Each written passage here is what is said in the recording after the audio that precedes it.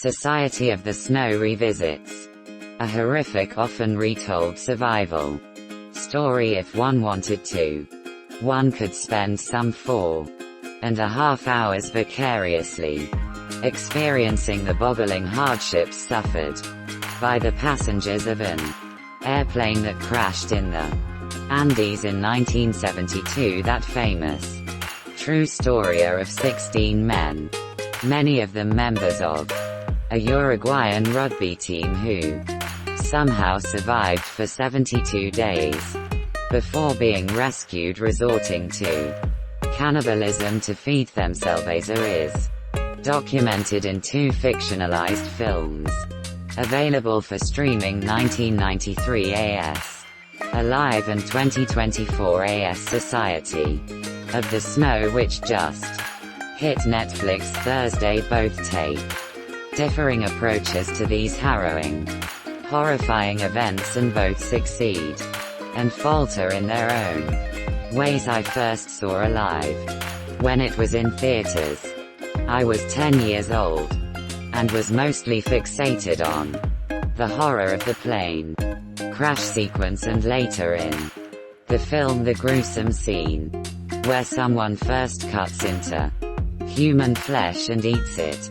What I remember as tough and gritty is on rewatch very Hollywoodized and sentimental, directed by Frank Marshall and written by John Patrick Shanley. Of all people, Alive is steeped in heavy dialogue, much of it religious in theme. None of the principal performers are Ethan Hawke, Josh Hamilton, Bruce Ramsey, and Ileana Douglas among Tamer are Uruguayan, and of course, they all speak in English.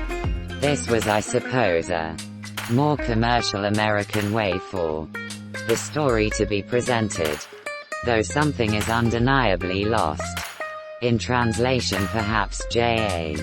Bayonar's Society of the Snow is meant to correct some of that. The actors are all Uruguayan or Argentinian, and the entire film is in Spanish. Bayona, whose eclectic, if short resume includes a Jurassic World movie and the tsunami survival film The Impossible, also seeks more authenticity in staging the various nightmares these young men confronted during their odyssey. The cold is truly felt. The rush of avalanches is bracing and terrible.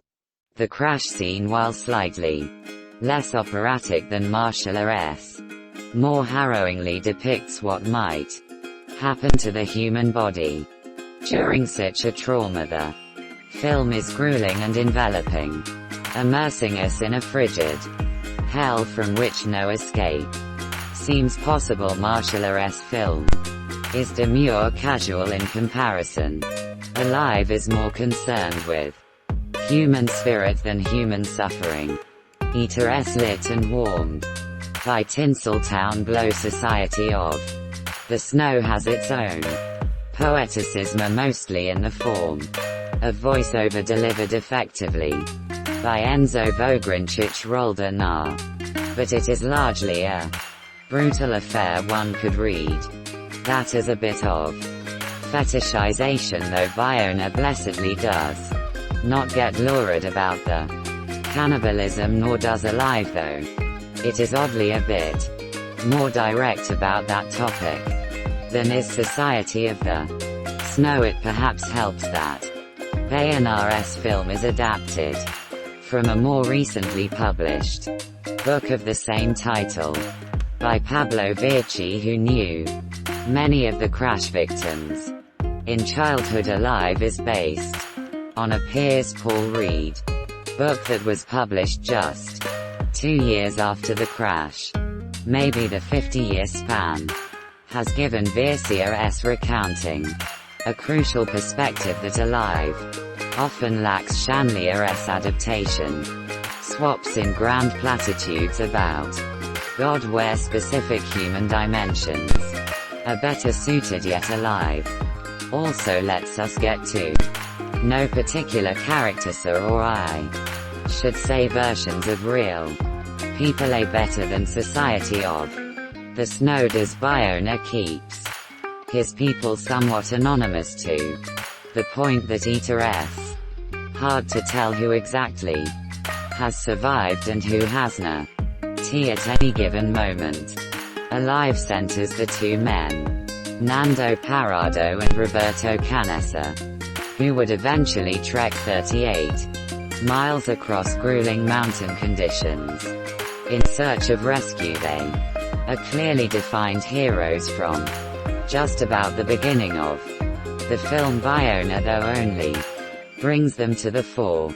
Later on they are played well by Augusta N. Pardella and Marta as Recalt, but I craved more personality in Although Society of the Snow is a more engrossing film attuned to modern hardened sensibilities and ending on a well-earned note of something like Ragged Hope. Bayonar's film is mournful and respectful of the dead. A name and age appears on the screen each time a character dies. Most of them were heartbreakingly young, but also knows to give us the joy and catharsis of a prolonged rescue sequence. The ultimate effect is not unlike that of an epic war film. A sadness for Futter S. being lost, coupled with an almost giddy relief and elation for those who have survived. No film could fully capture the awfulness of this experience. But despite some of Bayonar's irksome flair, Society of the Snow does a sturdy enough job getting the point across. This was a horror from start to finish, from which a happy ending was somehow snatched, at least for 16 people. ERLLB thinking about them the next time ERM on an airplane flying over the mountains, sir. Which, come to think of it, is happening dreadfully soon. Discover a world of inspiration, knowledge and connection by joining our community and embracing the power of following and liking.